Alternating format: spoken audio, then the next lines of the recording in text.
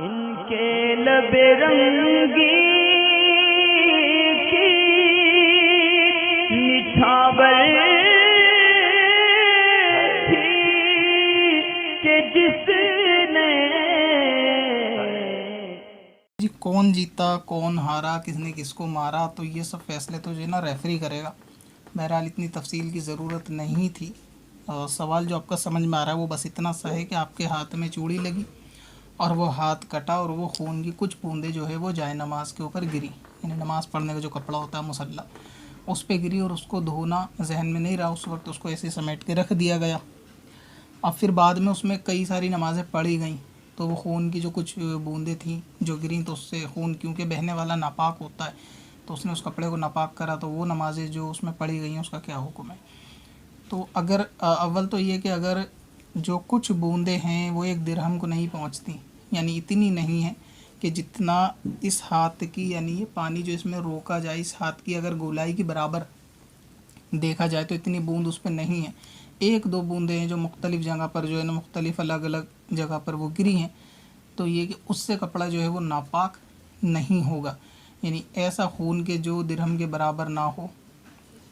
वो कपड़े को नापाक नहीं करेगा।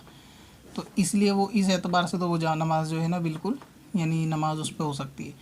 दूसरा ये कि अगर खून जा नमाज की ऐसी जगह पर गिरा हुआ है या नजासत जा नमाज पे ऐसी जगह पर लगी हुई है कि वो जगह हाथ रखने, पेशानी, नाक रखने और कदम यानी पैर रखने के सिवा है, मतलब ये कि जब आदमी सजदा करता है ना तो उसके हाथ, पेशानी, नाक और पैर वगैरह के नीचे नजासत नहीं है, उसके कहीं ऐसी मतलब ये कि पेट या सीने के आसपास है कि जो इन चीज़ों से अलग है। तो अगर जाए नमाज पर नजासत लगी हुई है उस जाए नमाज पर नमाज इस सूरत में भी बिल्कुल दुरुस्त है जबकि इन मकाम पर नापाकी ना हो। तो अगर जा नमाज पे ऐसी जगह आपके खून की छींटे या खून के धब्बे मौजूद थे, आपने देखा नहीं कि सजदा करते वक्त आपके हाथ पे, पेशानी पे, पैरों के नीचे नहीं है, उसके सिवा ऐसी जगह है कि जहाँ आपकी बॉडी टच नहीं होती, मसलन कोने पे या जा नमाज के बिल्कुल बीच में कि जहाँ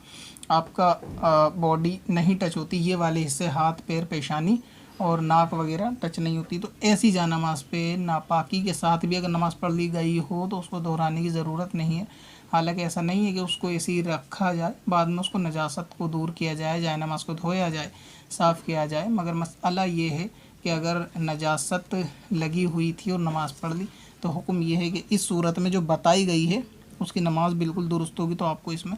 नमाज़ें वो जो पढ़ चुकी हैं इसमें दोहराने की ज़रूरत नहीं है।